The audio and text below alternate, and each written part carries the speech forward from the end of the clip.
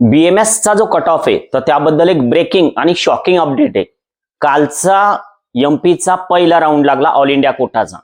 जसा महाराष्ट्रामध्ये CET सेलचा all India quota होता 52,000 रुपये भरून, तसं एमपीला डिपॉझिट वगैरे काही भरायचं काम नव्हतं। फक्त तुम्ही 500 रुपये भरले असते तर तो फॉर्म भरला जाणार होता, डिपॉझिटचा विषय नव्हता।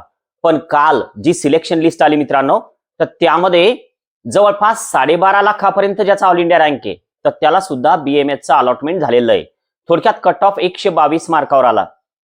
आता विषय असा आहे की सर मग सेकंड राऊंडचा कट ऑफ असाच येईल का? कारण आता सध्या हा जो मी व्हिडिओ बनवतोय कुठलं पीडीएफ नाही, काहीच नाही, फक्त एक तुम्हाला अपडेट द्यावं तर यासाठी हा व्हिडिओ होता। कारण खरं म्हणजे आमच्या ग्रुपमधले बीएमएसचे जे तर ते जवळपास सर्वांचं अलॉटमेंट झालेलं होतं आणि त्यांच्या प्रश्नांची उत्तरं सध्या देणं सुरू आहे। तर त्यामुळे फक्त एक महत्त्वाचा अपडेट शेअर करण्यासाठी एक सहज बसून हा व्हिडिओ बनवतोय। आणि लक्षात घ्या की आता सेकंड राऊंडला नेमकं काय होईल। काय झालेलं आहे की आता हा जो फर्स्ट राऊंड आहे तर याच्या जॉईनिंगला फक्त त्यांनी 2च दिवस दिलेले आहे, आजची डेट आणि उद्याची डेट, म्हणजे 19 आणि 20 या डेटमध्ये आपल्याला कॉलेजच्या नावाने डीडी काढून तिकडे जॉईन व्हायचंय, ज्यांना अलॉटमेंट मिळालं त्यांना। मग आता हे थोडं अवघड होणार आहे। तर त्यामुळं जर समजा लोक जॉईन होऊ शकले नाही तर या ज्या सीट्स आहेत तर या पुढच्या राऊंडसाठी परत काही ना काही येतील। पुढच्या राऊंडच्या कट ऑफवर याचा इफेक्ट होईल, परत याच पद्धतीनं कट ऑफ येईल का तर असं मी गॅरंटेड 100% सांगत नाही। म्हणजे असा विषय नाही की तुम्ही आमचं काउन्सिलिंग जॉईन करावं म्हणून मी तुम्हाला अगोदर मिसगाईड करणार, असा विषयच नाही।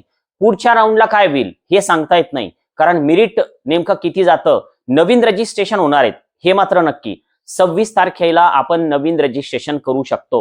तुमचा जर एमपी बीएमएस काउन्सिलिंगचा विचार असेल तर तुम्ही जिजाऊ अकॅडमी जॉईन करू शकता। आता सर स्कोअर माझा 135 आहे, मग मी जॉईन करू का? 144 आहे, जॉईन करू का? बघा, मी तुमचं म्हणजे काउन्सिलिंग घेईपर्यंत हो म्हणणार नाही। तर लक्षात घ्या, तिथलं मेरिट जर पुढच्या राऊंडचं जर हाय गेलं तर होऊ शकतं तुमचं अलॉटमेंट पण होणार नाही। पण रजिस्ट्रेशन फॉर्मची फी असते 500 रुपये, ते तुमचं पे करायची तयारी पाहिजे ऑनलाईन वेबसाईटवर। आणि प्लस आमची जी काय काउन्सिलिंग फीज आहे तर ती नॉन रिफंडेबल असते। आता परत एक विषय की सर कॉलेजची फीज किती असते, तर कमीत कमी 2.5 लाखांची तयारी असावी पर इयरची, कमीत कमी। आणि जास्तीत जास्त फी स्ट्रक्चर हे 4 लाखापर्यंत पण जातं, म्हणजे डिपेंड करतं की आपल्याला कोणतं कॉलेज मिळालेलं आहे। आता या व्यतिरिक्त हॉस्टेल मेस वेगळं असतं, तर हे आपल्या सर्वांना माहिती आहे। परत एक प्रश्न येतो की सर स्कॉलरशिप मिळेल का?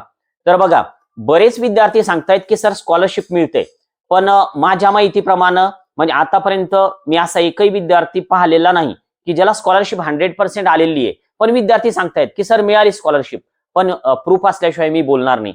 कदाचित जर कोणाला मिळाली असेल तर नक्की या व्हिडिओच्या कमेंट बॉक्समध्ये सांगा, जेणेकरून बाकीच्या विद्यार्थ्यांना पण माहिती होईल की एमपीला बीएमएसला स्कॉलरशिप मिळते। जर समजा तुमचा स्कॉलरशिपचा विचार करून जर समजा काउन्सिलिंग करायचा विचार असेल तर पूर्ण चौकशी तुम्ही स्वतः करा, नंतर मग काउन्सिलिंग जॉईन करा। कारण मी म्हणतो स्कॉलरशिप येईल म्हणून आम्ही जॉईन केलं सर, असा विषय मनामध्ये ठेवू नका। आणि परत दुसरा विषय की समजा तुम्ही काउन्सिलिंग जॉईन केलं जिजाऊ अकॅडमीचं, तर तुम्हाला काय देणार आम्ही, तर तुम्हाला रजिस्ट्रेशन कसं करावं, चॉईस फिलिंग कशा कराव्या, कोणते कॉलेजेस टाकावे, राऊंड लागल्याच्या नंतर काय करायला पाहिजे, अपग्रेडेशन कसं करायला पाहिजे, हे सगळं जे गाईड आहे तर हे वेळोवेळी आम्ही व्हॉट्सअप प्रश्नोत्तराद्वारे सोबतच व्हिडिओजद्वारे करतो। आणि जेव्हा अर्जंट काम असतं, एकदमच अर्जंट की होतच नाही सर, व्हॉट्सअपच्या प्रश्नांना ते जमत नाही, तर अशा वेळेस आम्ही तुम्हाला स्वतःहून कॉल पण करतो।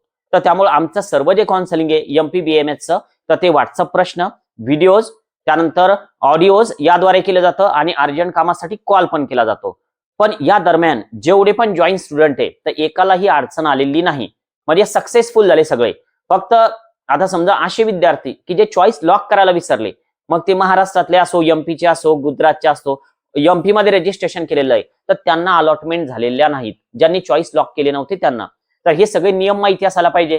पुढचा राऊंड करता येईल का? 26 तारखेला रजिस्ट्रेशन होणार आहे। नक्कीच तुम्हाला जर तो राऊंड ट्राय करायचा असेल, 500 रुपये ऑनलाईन वेबसाईटची फी असते, तर ती फीज प्लस आता तुम्ही स्वतःचं काउन्सिलिंग करत असाल तर 500 रुपये तुम्हाला द्यायचं काम आहे। पण जिजाऊ अकॅडमी जॉईन करायची असेल तर आमची फीज जी आहे तर ती परत नॉन रिफंडेबल आहे। तर त्या फीजची जर तुमची तयारी असेल तर तुम्ही अजूनही जिजाऊ अकॅडमी जॉईन करू शकता।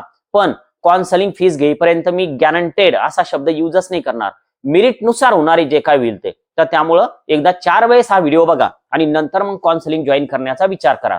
आज आपण थांबूया। Okay, bye.